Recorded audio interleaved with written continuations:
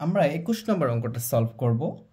21 নম্বরে বলতেছে যে কসে প্লাস সাইনে equal to root over two কসে হলে তবে প্রমাণ করো যে কসে minus sine equal to root over two sine. এটা প্রমাণ করে দেখাবো ইনশাল্লাহ। আমরা দেখব এখানে আমরা 21, 22, 23, 24 এই ভিডিওতে অঙ্কগুলো করব। 21 নম্বর যেটা বলছে এটা থেকে এটা দেখাইতে বলছে। আমি যদি 21 নম্বরটা শুরু করতেছি। 21 এখানে আমাদের দেওয়া আছে থেকে আমরা প্রমাণ করতে পারি। দেওয়া আছে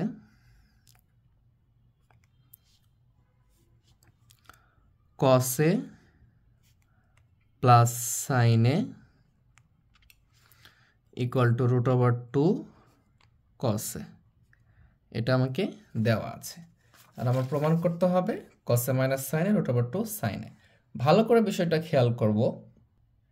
এখানে এই যে এখানে প্লাস, এখানে মাইনাস, এখানে কসে সাইনে, আমি এখান থেকে এটা প্রমাণ করতে পারবো, আবার এটা থেকে এটাও প্রমাণ করতে পারবো। যেহেতু আমাকে এটা থেকে এটা প্রমাণ করতে বলছে, এই জন্য আমরা এটা থেকে এটা করতেছি। তাই এই অঙ্কগুলোতে খুব ভালো করে খেয়াল রাখতে হবে যে আমার এ পাশে কি দেওয়া আছে। এ পাশে কসে আছে, তাহলে কসগুলোকে একদিকে করব, তাহলে আমার জন্য প্রমাণ করতে সুবিধা হবে। তাহলে আমি এখানে সাজ দ্যাট দিলাম, এখানে সাইন এটা আগে লিখে ফেললাম, সাইন এটা, আর ইকুয়াল এ পাশে কি ছিল রুট ওভার টু কসে, এটা ছিলই, আর এই কসেটা এই পাশে পার করে দিলাম। তাহলে কি হবে, প্লাস কসে আছে, এখানে কি হয়ে যাবে মাইনাস কসে, এরকমটা হয়ে যাবে। তাহলে মাইনাস কসে হয়ে গেল। আচ্ছা, এখন এখানে যদি আমি দেখি যে সাইনে ইকুয়াল টু, এইখানে আমি কি কমন নিতে পারবো, এখানে আমি কসে কমন নিতে পারবো। যদি কসেটা কমন নিই তাহলে কি থাকবে, এখানে থাকবে রুট ওভার টু, আর এখানে কিছু নেই, মানে কি আছে, ওয়ান আছে। আমি কসেটা সামনে না নিয়ে পরে কমন নিলাম, একই কথা। কমন না মানে কি, গুণ অবস্থায় আছে। আমি যদি দুটো থেকে কসে কমন নিই তাহলে এখানে কি থাকে রুট ওভার টু, আর এখানে কিছু কসেই কমন নিয়ে নিচ্ছে, তাহলে থাকবে কি, কিছু কমন নিলে ওয়ান থাকে, কারণ এইটা দ্বারা এটাকে ভাগ করতে হয়। তাহলে এটা root over one minus two minus one থাকলো। আচ্ছা, এখন পরের লাইনে ভালো করে খেয়াল করব। এখানে যেটাই আমি পাবো তার বিপরীত চিহ্ন দ্বারা উভয় পক্ষকে গুণ করব। তাহলে কি আছে এখানে সাইনে, তাহলে এটা মাইনাস আছে, তাহলে আমি কি করব, এখানে root over two plus one, আর এখানে কি আছে আমার root over two minus one, তো এটা ছিলই। এখানে বিপরীত চিহ্ন দ্বারা গুণ করবো, root over two plus one দ্বারা উভয় পক্ষকে গুণ করলাম কসে। উভয় পক্ষকে যদি একই জিনিস দ্বারা গুণ করা হয় কোনো সমস্যা হয় না, কেন, ভাগ হলে এটা কি কেটে যাবে। তাহলে যে চিহ্ন থাকবে তার বিপরীত চিহ্ন দ্বারা কি করবো, উভয় পক্ষকে গুণ করবো। আমরা এখানে লিখে ফেলবো যে উভয় পক্ষকে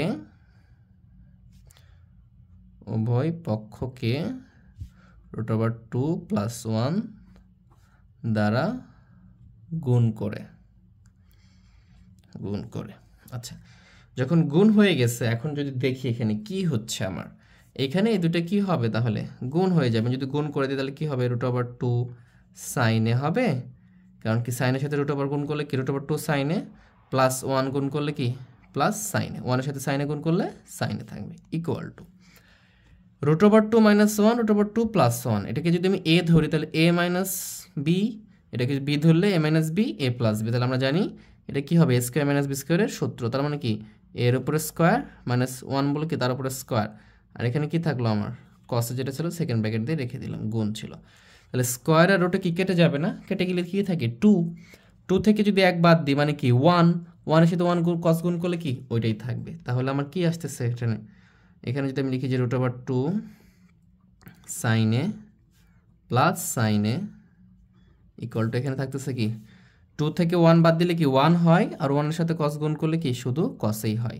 তাহলে আমার যেটা এই পর্যায়টা চলে আসছে, মানে যেটা প্রমাণ চাইছিল আমার সবগুলোই চলে আসছে, জাস্ট আমি এখন খালি এপার ওপার করে দিলে আমার প্রমাণগুলো হয়ে যাবে। তাহলে আমি যদি এখন খেয়াল করি, এই যে কসেটা কোথায় আছে আমার, এ পাশে আছে, তাহলে কসেটা নিয়ে চলে আসি এই পাশে কসে। আচ্ছা, টোটালটা নিয়ে চলে গেলাম ও পাশে আমি, তাহলে কি এটা এপারে পার করলাম, এটা পরে করলাম, তাহলে কি যে সম্পূর্ণ অংশ পার করে দিই, এটা তো রুট ওভার টু, শুধু এতটুকু হবে রুট ওভার টু সাইনে প্লাস সাইনে। সম্পূর্ণ অংশ যদি পার করে দিই তাহলে চিহ্নের কি কোনো পরিবর্তন আসবে, আসবে না।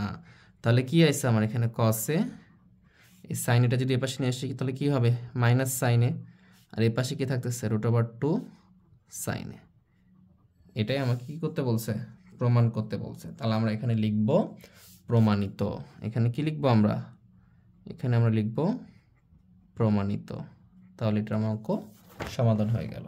এখন আমরা 22 নম্বরটা সমাধান করব। আশা করি সবাই বুঝতে পারছি এটা। 22 নম্বরটা করব। 22 নম্বরটা বলছে যদি tan a = 1/√3 হয় তবে cosec a - sec square cosec স্কয়ারে - sec স্কয়ারে বাই cosec স্কয়ারে প্লাস sec স্কয়ারের মানটা নির্ণয় করতে বলছে।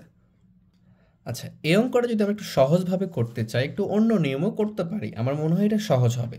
তাহলে আমরা যদি 22 নম্বরটা একটু অন্য নিয়মে ট্রাই করব, তাহলে 22 নম্বরটা আমার দেওয়া আছে যে tan a = 1/√3। তাহলে যদি আমি এইখানে এটার মান নির্ণয় করতে বলছে, তার মানে খালি cosec a sec এর মানটা বের করতে হবে। তাহলে আমাকে এই যে আমি প্রথমে সূত্রগুলো শিখেছি, cosec a সমান কি অতিভুজ বাই লম্ব, sec a সমান কি ভূমি বাই এটা হচ্ছে অতিভুজ বাই লম্ব, আর sec a হচ্ছে অতিভুজ বাই ভূমি। তাহলে যদি এই মানটা পেয়ে যাই তাহলে আমি বসিয়ে দিয়ে অঙ্কটা করে ফেলতে পারবো। এখানে যে tan এর মানটা দেওয়া আছে, tan সমান আমরা কি জানি লম্ব বাই ভূমি, লম্ব বাই ভূমি। তাহলে এখানে দুটোর ক্ষেত্রে আমার খালি অতিভুজটা লাগবে। বিষয়টা কি ক্লিয়ার হতে পারছি? অতিভুজটা বের করব আমি। তাহলে যদি দুইটা আমি এখানে কি লম্ব বাই ভূমি জানি, তাহলে কি অতিভুজ বের করতে পারবো না? তো আমরা তো জানি অতিভুজ সমান কি, জাস্ট এখানে লিখে ফেলবো যে অতিভুজ স্কয়ার ইকুয়াল টু কি লম্ব স্কয়ার প্লাস ভূমি স্কয়ার। এই তো লিখে ফেললাম। এখানে লম্বর মান কত আমার 1, তারপরে কি স্কয়ার। আমরা কেন লম্ব বলতেছি? tan থিটা সমান কি লম্ব বাই ভূমি, তাহলে লম্বর জায়গায় 1, ভূমির জায়গায় √3, তাহলে কি প্লাস √3 তার উপরে কি স্কয়ার। তাহলে এটা কেটে গেলে কত থাকবে এখানে 1 + 3 ইকুয়াল টু কত হচ্ছে 4, আর অতিভুজের উপর স্কয়ার আছে, তাহলে অতিভুজ সমান কি আসবে আমার অতিভুজ, এটা √ হয়ে যাবে ইকুয়াল টু কত 2। তাহলে অতিভুজের মানটা আমি কি পাইছি 2 পেয়েছি। এখন আমি জাস্ট এটা লিখবো, যেহেতু মান নির্ণয় বলছে আমি প্রদত্ত রাশি লিখবো, যে প্রদত্ত রাশি। আমরা অনেক ছোটভাবে সহজভাবে অঙ্কটা করে ফেলতে পারলাম। বলছে যে cosec square a - sec square a by cosec square a plus sec square a। আচ্ছা, যদি সমস্যা হয় এগুলোর জন্য আমার ত্রিকোণমিতির বেসিক ক্লাসগুলো আছে, এই প্লেলিস্টের উপরের দিকে আছে। যদি করে না থাকো অবশ্যই এগুলো করবা, তাহলে এই বিষয়গুলো লম্ব অতিভুজ কেন বলতেছি অনেক বেশি ক্লিয়ার হয়ে যাবে, একদম ক্লিয়ার হয়ে যাবে ইনশাল্লাহ। তাহলে এখন যদি আমি মানটা বসিয়ে দেব, cosec সমান কি অতিভুজ বাই লম্ব। অতিভুজ কত আমার 2, তাহলে আমি 2 বসিয়ে দিলাম। লম্ব কত আমার যে 1, তাহলে এখানে লিখলাম 1, তার উপরে কি আছে স্কয়ার আছে, এই যে স্কয়ারটা দিয়ে দিলাম, মাইনাস sec সমান কি অতিভুজ বাই ভূমি, তার মানে কি 2/√3 তার উপরে স্কয়ার। এটা লম্ব বাই ভূমি, এটা লম্ব, এটা লম্ব, এটা ভূমি, এটা অতিভুজ। সেমভাবে এটাও তো একই, তাহলে কি 2/1, এটাও cosec কি আছে হোল স্কয়ার, এখানে জাস্ট প্লাস আছে, এখানে কি 2/√3 এর উপরে কি হোল স্কয়ার। এই তো এটা আমরা করে ফেললাম। তাহলে এখানে কত আসতেছে, এখানে আমার হচ্ছে 4/1, 1 নিচে না লিখলেও হতো, এখানে কি 4/1 প্লাস এখানে আসতেছে কত 2 এর উপর স্কয়ার করলে কত হবে 4, রুটার স্কয়ারে কেটে গেলে কত থাকবে এখানে 3, এখানেও কি 4/3। আচ্ছা, এটা তো টান দিতে হবে, এখানে মাইনাস আর এখানে কি প্লাস, এরকমটা ছিল। তাহলে আমি এখানে কি করতে পারবো, লসাগু করব, উপরে লসাগু করব, নিচেও লসাগু করব। তাহলে উপরে লসাগু করলে কত আসবে 3 আসবে আমার। 3 দিয়ে 1 দ্বারা 3কে ভাগ করলে কত হবে 3 হবে, 3 সাথে 4 গুণ করলে 3 4 12 মাইনাস 3 এর 3 করলে 1, তাহলে কত থাকবে 4, এখানে লসাগু কত আমার 3, তাহলে এখানে কত হচ্ছে 3 4 12 প্লাস 4, এটা আসতেছে জাস্ট। তাহলে আমি যদি এখন উপরে একবারে লিখে ফেলবো, উপরে যদি বিয়োগ করি তাহলে কত হবে 8, আর এখানে কত হচ্ছে 3, গুণ করলে কি হবে এটা 3, আর যোগ করলে কত হবে 16। কেন 4টা লাইন আছে, 2টা লাইন করে ফেলাম আমরা গুণ করে, এই করে ফেলাম 8, এটা যদি 8 দ্বারা কেটে দিই তাহলে কত হবে এখানে 2, তাহলে উপরে কি থাকলো আমাদের, উপরে থাকলো 1, নিচে থাকলো কত আমার 2, তাহলে ইকুয়াল টু 1/2, এটা আমার অ্যান্সার। এটার মান হচ্ছে কত আমাদের 1/2, এটা আমাদের অ্যান্সার। এইবারে আমরা 23 নম্বর অঙ্কটা সমাধান করব। 23 নম্বরে এটা থাকলে cosec a প্লাস cot এর মান কত। 23 নম্বরে আমাদের দেওয়া আছে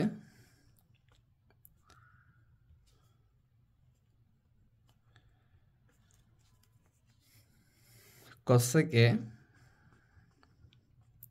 minus cot a equal to 4/3 আমার দেওয়া আছে এটা জাস্ট এটারই প্লাসের মানটা বের করতে বলছে তাহলে এখানে আমরা এটাও অনেকভাবে করতে পারবো যদি আমরা সূত্র থেকে করি তাহলে আমরা লিখতে পারি যে আমরা জানি সূত্র থেকে ওটা করতে পারবো ওটা থেকেও করতে পারবো জাস্ট মানটা দেখালেই হলো আমরা কি জানি যে cosec square a minus cot square a এটা আমাদের সূত্র ইকুয়াল টু কি জানি আমরা 1 তাহলে এখানে যদি খেয়াল করি যে cosec square a cot square এটাকে a এটাকে b ধরলে কি হবে a square minus b square আর a square minus b square সূত্র কি a plus b into a minus b a বলতে কি cosec a plus cot a b বলতে cot ইনটু কি cosec a minus cot a equal to কত হচ্ছে আমাদের 1 এই যে এটার মানে দেওয়া আছে কত আমাদের 3/4 জাস্ট বসিয়ে দেব ওখানে এখানে কি থাকতেছে cosec a plus cot a এটা থেকে গেল এটার মান কত আমার 3/4 এই যে এখানে দেওয়া আছে 3/4 এটা দেওয়া আছে তাহলে আমি যদি এখানে লিখি যে cosec a ইকুয়াল টু কত দেওয়া আছে 1 cosec a plus cot a এটা গুণ আছে ওপাশে গেলে কি হয়ে যাবে বলো তো এই 3 গুণ আছে 4 ভাগ আছে তাহলে ওপাশে গেলে কি হবে 4টাই গুণ হয়ে যাবে 3টাই ভাগ হয়ে যাবে জাস্ট উল্টে যাবে আর এটারই মান বের করতে বলছে এই যে আমার cosec a plus cot a তাহলে আমাদের এটাই আমাদের অ্যান্সার তাহলে আমরা যদি খেয়াল করতাম যদি এখান থেকে করতে পারতাম জাস্ট এটা উঠিয়ে আমার অভিপক্ষকে মাইনাস দ্বারা খালি গুণ করতে হতো তাহলেও কিন্তু হতো আমরা অনেকভাবে এগুলো করতে পারবো 24 নম্বর যদি দেখি আমরা এখানে বলছে যে cot b/a equal to a sin a b cos a এর মান নির্ণয় করো তাহলে এটা খুবই গুরুত্বপূর্ণ অঙ্ক অনেক বেশি মনোযোগ দিয়ে দেখো তোমরা তাহলে অনেক সহজেই শিখতে পারবা আমরা এই অঙ্ক দেওয়া আছে বলে এখান থেকে উঠিয়ে সমাধান করতে পারবো আবার মানগুলো বের করেও করতে পারবো তা আমার মনে হয় দেওয়া আছে কারণ প্রত্যেকটা অঙ্ক কিন্তু অনেকভাবে সমাধান করা যায় তার মধ্যে সহজ কিছু উপায় থাকে তা আমার মনে হচ্ছে আমি যেটা করাবো এটা সহজ উপায় হবে এই জন্য এভাবে করাচ্ছি cot ইকুয়াল টু কি আছে আমার b/a এটা দেওয়া আছে cot ইকুয়াল টু b/a দেওয়া আছে আচ্ছা cot সমান সমান সূত্র কি জানি আমি cot সমান সমান জানি আমি cot a ছিল cot সমান সমান জানি আমরা কি cos বাই sin লিখে ফেললাম ইকুয়াল টু কি আছে b/a আচ্ছা প্রশ্নটা খুবই বেশি গুরুত্বপূর্ণ এখানে কিন্তু প্রমাণ করতে বলা নাই মান নির্ণয় করতে বলছে এইটার মান তার মানে এইটা সমান সমান মান বের করতে হবে মানে এইটা সমান একটা নির্দিষ্ট মান আসবে তার মানে কি এইটা তোমার বাম পাশে এটা নিয়ে আসতে হবে যে s sin a minus b cos a এটা নিয়ে আসতে হবে আমাকে তাহলে এইটা কিভাবে নিয়ে আসবো এখানে আমি আমার তো যেহেতু cos a sin a চলে আসছে অলরেডি জাস্ট এটাকে আমি একটু বুদ্ধি করে নিয়ে আসবো কি করে নিয়ে আসবো বুদ্ধি করে নিয়ে আসবো তো এর সাথে কি আছে এর সাথে sin আছে সরি সাইনের সাথে কি আছে a আছে আর cos-এর সাথে কি আছে b আছে তাহলে এটা নিয়ে আসার চেষ্টা করি আমি যদি লবকে উভয় পক্ষের লব যদি উভয় পক্ষকে a b/a দ্বারা গুণ করি b/a দ্বারা গুণ করলে কি আসবে উভয় পক্ষকে b/a যে b/a দ্বারা গুণ করলাম এখানে কি ছিল cos a এখানে কি ছিল sin এটা লিখে দিলাম এটা গুণ করে দিলাম b/a গুণ করে দিলাম তাহলে উভয় পক্ষকে যদি গুণ করি তাহলে কি এখানে হবে b/a ছিল গুণ এখানেও কি লিখতে হবে b/a তাহলে এখানে লিখবো আমি যে উভয় পক্ষকে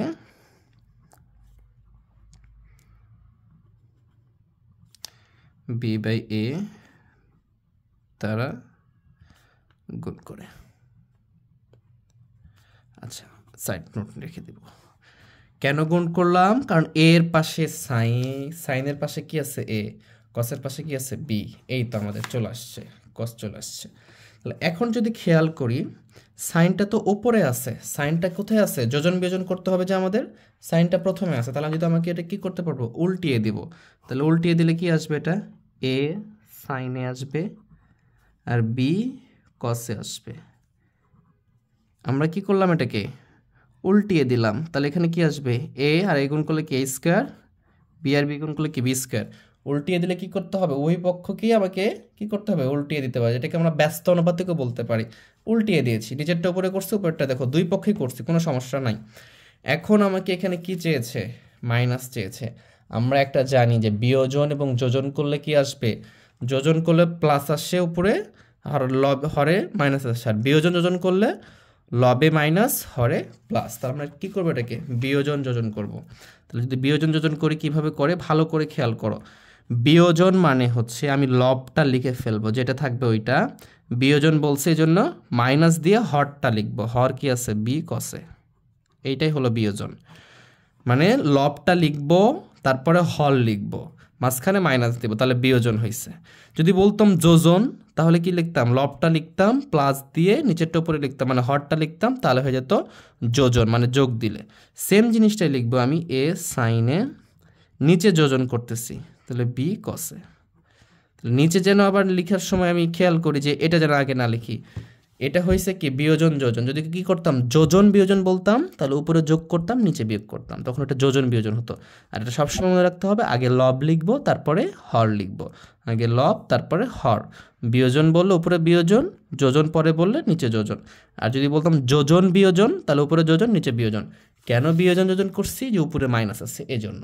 এই জিনিসটা আমার কি হয়েছে, এখন এখানে চলে আসছে, নিচেও এটাই করবো আমরা। তাহলে এখানেও বিয়োজন যোজন করতে হবে। তাহলে উপরে কি ছিল স্কোয়ার, এই লব হরটা যে এখানে কি হয়ে যাবে, বিয়োগ হয়ে যাবে, বি স্কোয়ার। এবার যোজন করলে কি স্কোয়ার প্লাস বি স্কোয়ার। এখানে লিখে দিব বিয়োজন যোজন করে, বিয়োজন যোজন করে লিখে ফেলবো আমরা। আচ্ছা, তাহলে আমার তো এটার মান নির্ণয় করতে বলছিল, আর এটার মান তো এটা চলে আসছে আমার। তাহলে আমার কি আর কি অন্য কিছু করার দরকার আছে, আমি এটাকে অ্যান্সার রেখে দিতে পারি। এটাই অ্যান্সার। দেখো কত সহজে করতে পারলাম আমরা অঙ্কটা, কত সহজে করে ফেলছি, মাত্র 4-5 লাইন। আমি দেখছি অনেক বইয়ে এটা 10-15-20 লাইনও করা আছে। এভাবে সহজে অঙ্কগুলো করতে পারবো।